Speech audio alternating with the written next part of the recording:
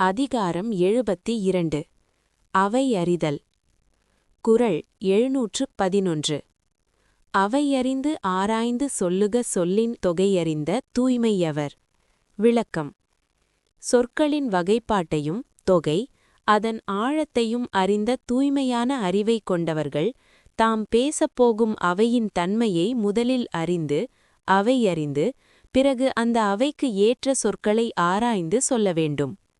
மகாபாரதம். தேசம் காலம் ச விஞ்ஞாய ததா பரிஷதம் நிருப வதேத் அர்த்தவத் அவ்யக்ரம் ச சப்யக பிரமோச்யதே. விளக்கம். நாட்டையும் காலத்தையும் தான் இருக்கும் சபையின் தன்மையையும் நன்கு அறிந்து பொருளுள்ள சொற்களை பதற்றமின்றி எவன் பேசுகிறானோ அவனே சபைக்கு தகுதியானவன். சப்யக. இடமறியாமல் பேசுவது அறிஞர்க்கு அழகல்ல. மனுஸ்மிருதி. நா பிருஷ்டக கஸ்யஜித் ப்ரூயாத் ந ச அந்யாயேன பிருச்சதக ஜானன் அபீஹி மேதாவி ஜடவன் லோக ஆச்சரேத். விளக்கம். கேட்கப்படாத இடத்திலோ அல்லது தகுதியற்ற முறையற்ற சபையிலோ ஒரு மேதாவி எதையும் பேசக்கூடாது.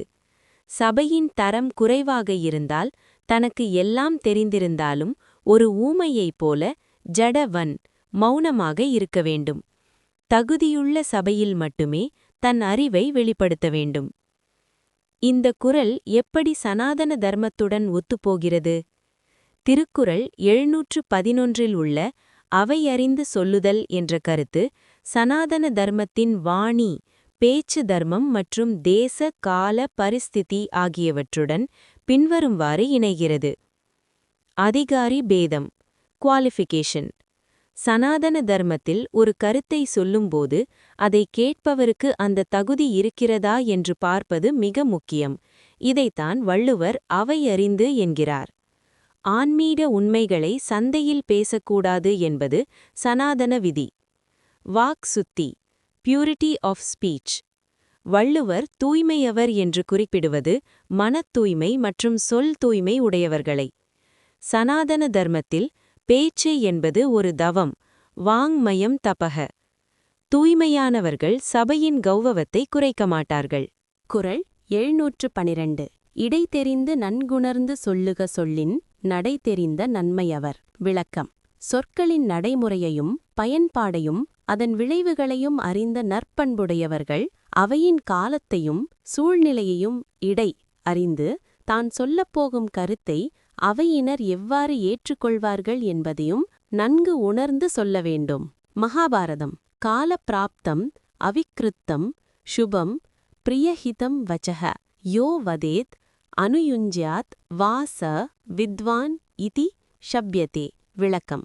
காலத்திற்கு பொருத்தமானதும் சிதைவற்றதும் மங்களகரமானதும் கேட்பவருக்கு நன்மையை தருவதுமான சொற்களை எவனொருவன் பேசுகிறானோ அல்லது விவாதிக்கிறானோ அவனே உண்மையான அறிஞன், வித்வான் என்று அழைக்கப்படுவான்.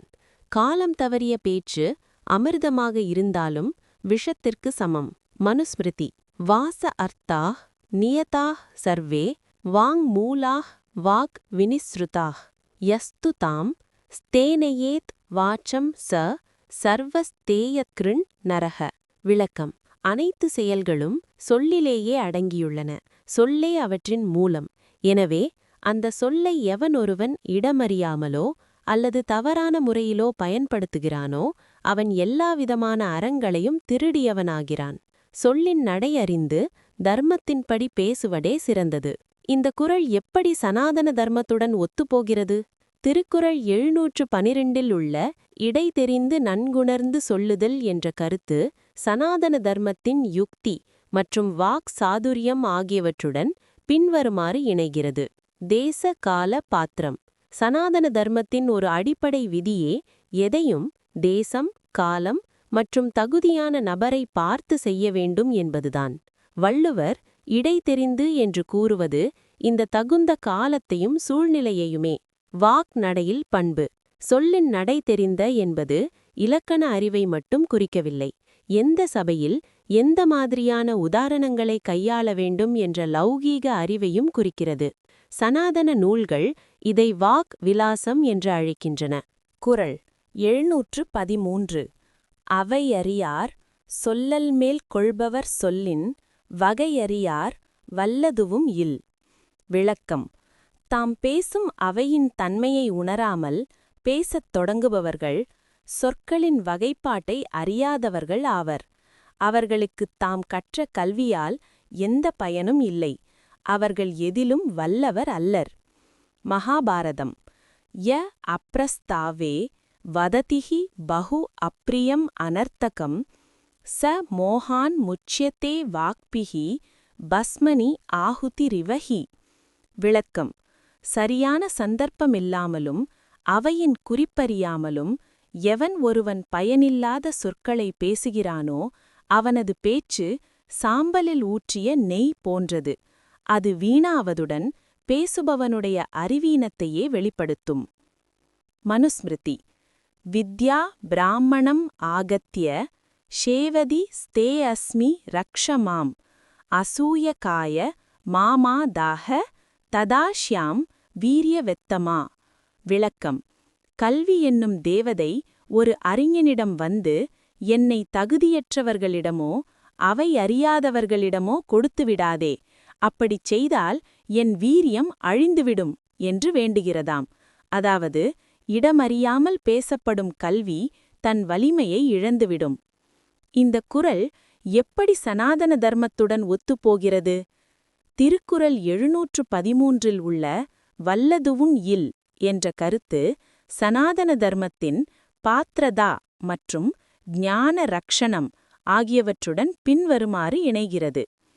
அபாத்ரதானம், கிவிங் டு அன்வர்தி.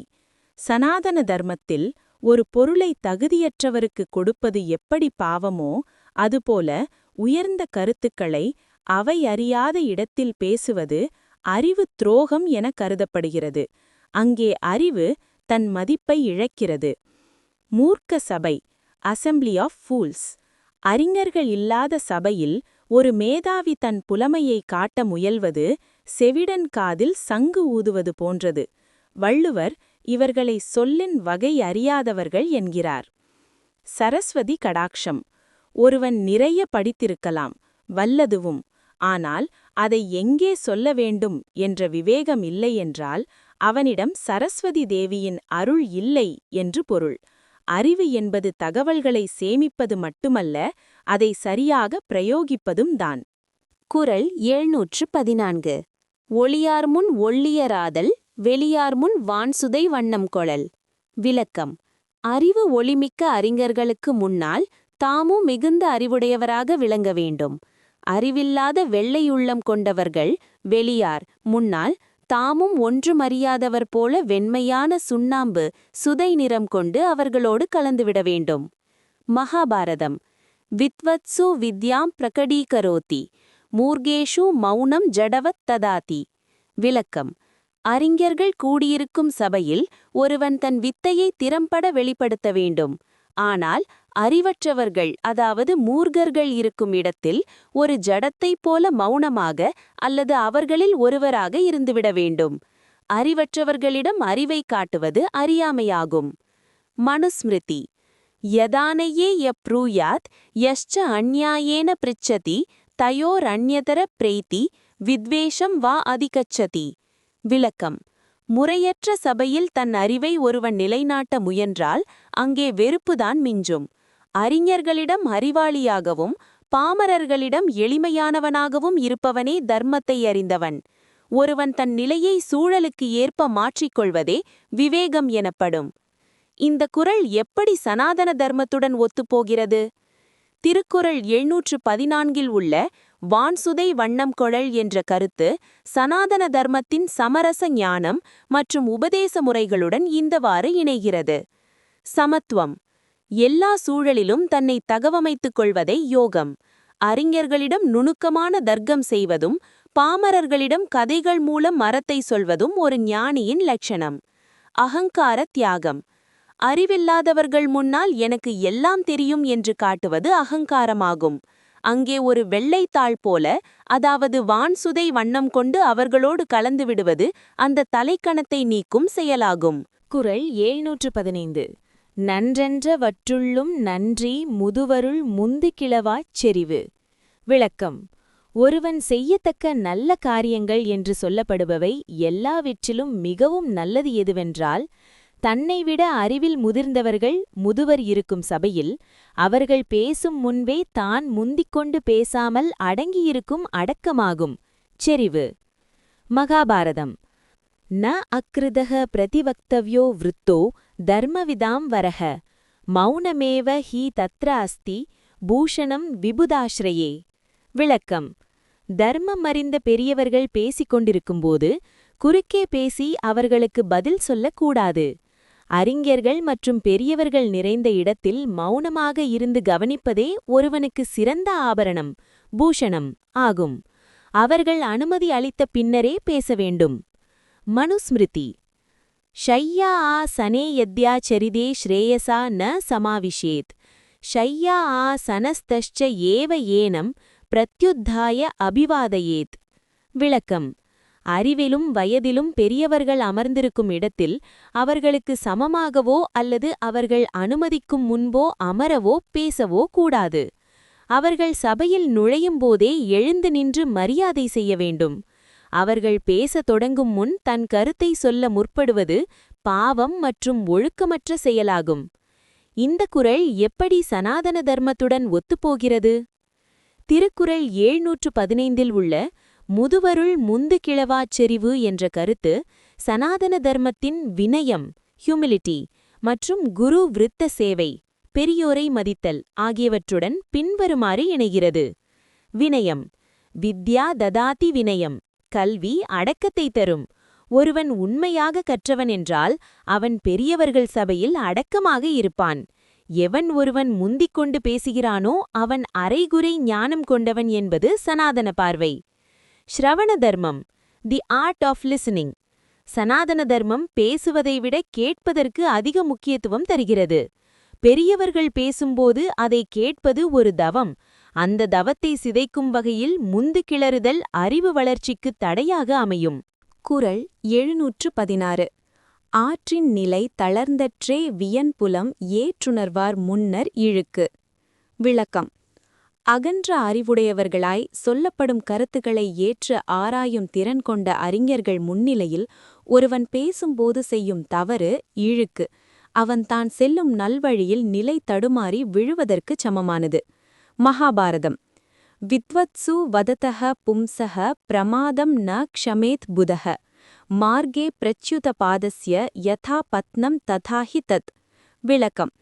அறிஞர்கள் மத்தியில் பேசும் ஒருவன் செய்யும் கவனக்குறைவான தவறை பிரமாதம் என்று உலகம் ஒருபோதும் மன்னிக்காது. அது நேர்த்தியான பாதையில் நடந்து செல்பவன் திடீரென காலை இடறி சேற்றில் விழுவதற்கு ஒப்பானது. அத்தகைய தவறு அவனது ஒட்டுமொத்த புகழையும் அழித்துவிடும். மனுஸ்மிருதி.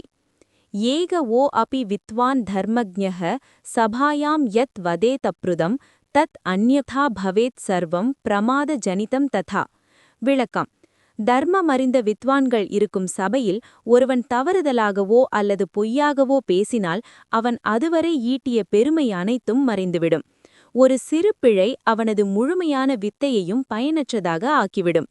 எனவே அறிஞர்கள் முன் சொல்லெடுக்கும்போது மிகுந்த விழிப்புணர்வு அவசியம்.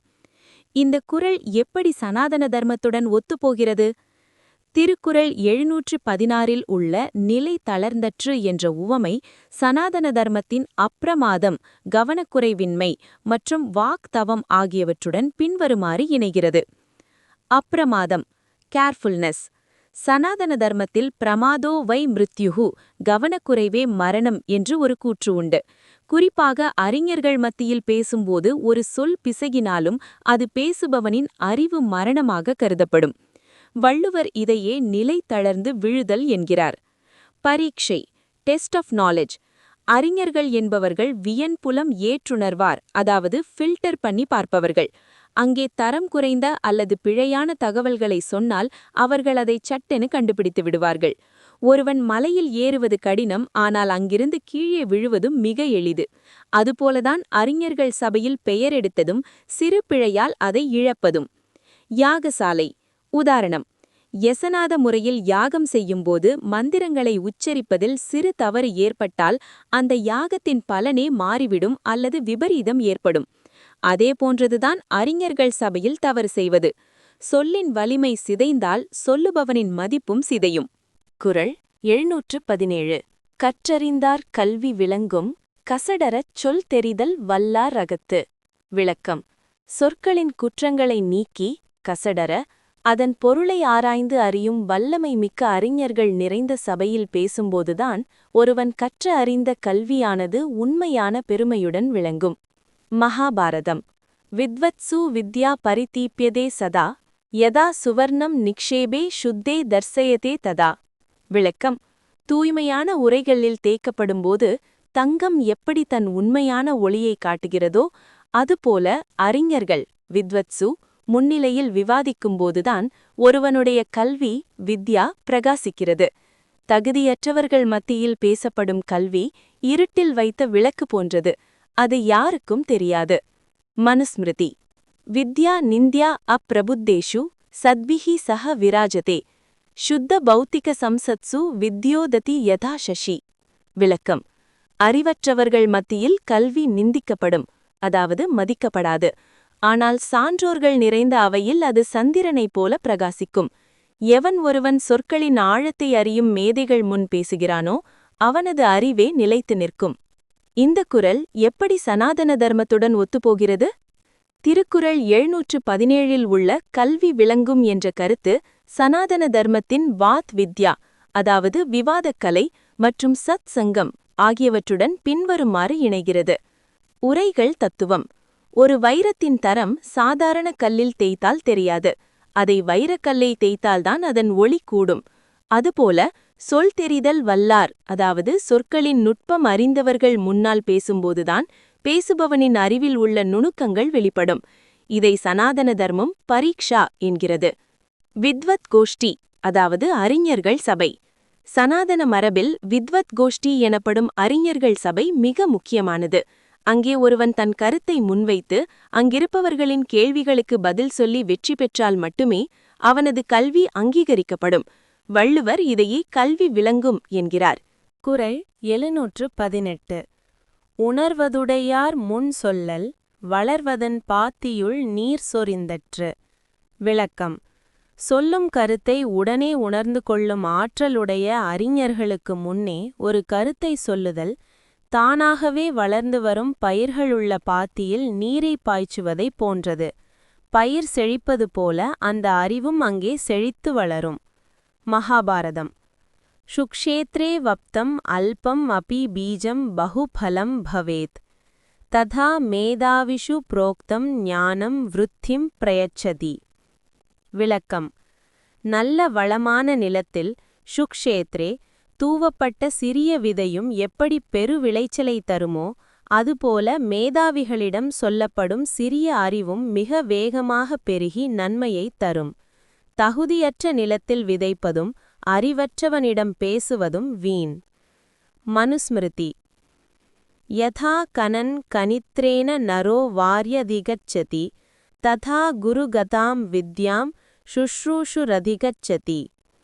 விளக்கம்: பூமியை தோண்டத் தோண்ட நீர் எப்படி சுரக்குமோ அதுபோல ஆர்வமும் உள்வாங்கும் திறனும், அதாவது உணர்வு உடையவர்கள் முன் கல்வியை பகிரும்போது அக்கல்வி மேன்மேலும் சுரந்து வளரும். தகுதியான சபையில் வித்தை தானாகவே விருத்தியடையும். இந்த குறள் எப்படி சனாதன தர்மத்துடன் ஒத்துப்போகிறது?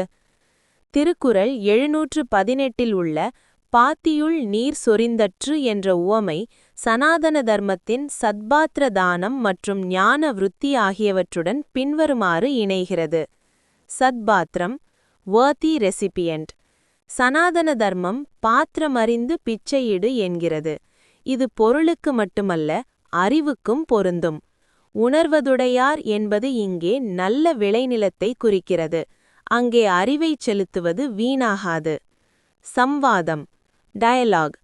அறிஞர்கள் முன்னிலையில் பேசும்போது அவர்கள் கேட்கும் குறுக்கு கேள்விகளும் தரும் விளக்கங்களும் அறிஞரின் அறிவை இன்னும் வளர்க்கும். இதுவே பயிருக்கு நீர் பாய்ச்சுவது போன்ற செயல். பீஜ அங்குர நியாயம், சீட் அண்ட் ஸ்ப்ரவுட் லாஜிக். ஒரு விதை மரமாக மாற நிலத்தின் ஈரப்பதம் அவசியம். அதுபோல ஒரு கருத்து பெரும் சித்தாந்தமாக மாற அதை புரிந்து கொள்ளும் உணர்வு உடையவர்களின் சபை அவசியம். குறள் 719. புல்லவையுள் பொச்சாந்தும் சொல்லற்க நல்லவையுள் நன்கு செலச் சொல்லுவார். விளக்கம். நல்லவர்கள் நிறைந்த அறிஞரவையில் தான் கருதியவற்றை அவர்கள் மனம் கொள்ளுமாறு பதியுமாறு சொல்லும் ஆற்றலுடையவர்கள், அறிவற்ற கீழ்மக்கள் நிறைந்த அவையில் புல்லவையில் மறந்துகூட பொச்சாந்தும் எதையும் பேசக்கூடாது. மகாபாரதம். ந மூர்க்கேஷு வதேத் கிஞ்சித் புதா சர்வஜ்ஞவதபி அபாத்ரே நிக்ஷிபன் வித்யாம் வினஷ்யேத் ஆத்மனா சஹ. விளக்கம். எல்லாவற்றையும் அறிந்த மேதையாக இருந்தாலும் அறிவற்ற மூர்க்கர்கள் மத்தியில் எதையும் பேசக்கூடாது. தகுதியற்றவனிடம் கல்வியை ஒப்படைப்பது தன்னைத்தானே அழித்துக் கொள்வதற்கு சமம். அங்கே அறிவுக்கு மதிப்பில்லை, அவமதிப்புதான் கிடைக்கும். மனுஸ்மிருதி.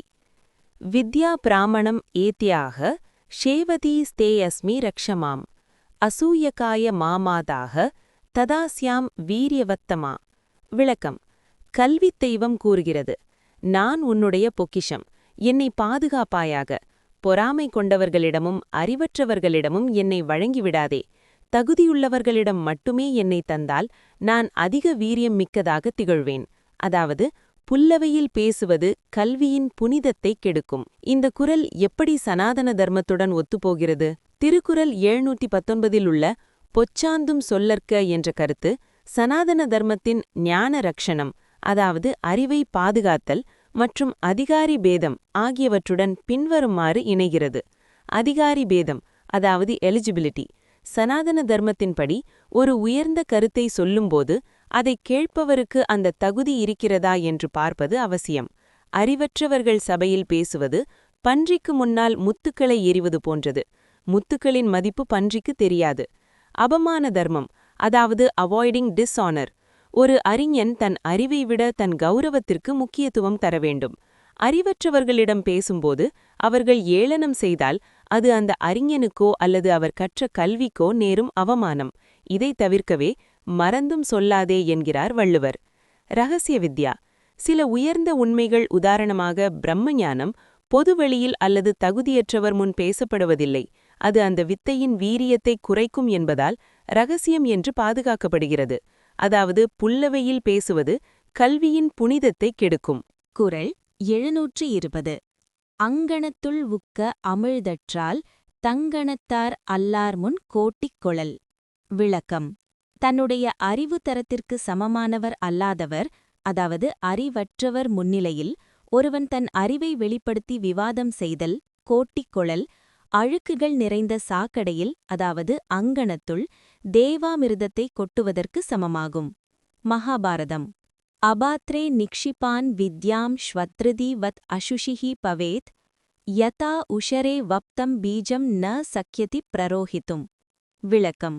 நாயின் தோலால் செய்த பையில் வைக்கப்பட்ட பால் எப்படி அசுத்தமாகி அருந்த தகுதியற்றதாகுமோ அதுபோல தகுதியற்றவர்களிடம் பகிரப்படும் கல்வி அசுத்தமடைகிறது. உவர் நிலத்தில் விதைக்கப்பட்ட விதை எப்படி முளைக்காதோ அதுபோல அறிவற்றவர்களிடம் சொல்லப்படும் நுட்பமான கருத்துக்கள் ஒருபோதும் பலன் தராது. மனுஸ்மிருதி. வித்யா பிராமணம் அப்யப்யேதி மாமப் யாத்மனி ரக்ஷமாம் ந மாம் அபாத்ரே விகிரேத் அமிஷம் இவ ஸ்வத்ருதிஹி. விளக்கம். கல்வி என்னும் தெய்வம் அறிஞனிடம் வேண்டுகிறது, என்னை உனக்குள்ளேயே வைத்து பாதுகாப்பாயாக. ஒரு வேடன் இறைச்சியை எறிவது போல தகுதியற்றவர்கள் முன்னால் என்னை சிதறவிடாதே. ஏனெனில் தூய்மையற்ற இடத்தில் வீசப்படும் தூய்மையான பொருள் தன் சிறப்பை இழந்துவிடும். இந்த குறள் எப்படி சனாதன தர்மத்துடன் ஒத்துப்போகிறது? திருக்குறள் 720 உள்ள அங்கணத்துள் உக்க அமிழ்தம் என்ற உவமை சனாதன தர்மத்தின் பாத்திர சுத்தி மற்றும் தர்ம நிஷ்டை ஆகியவற்றுடன் பின்வரும்வாறு இணைகிறது. அமிர்தம் வெர்சஸ் சாக்கடை. Amrita versus impurity.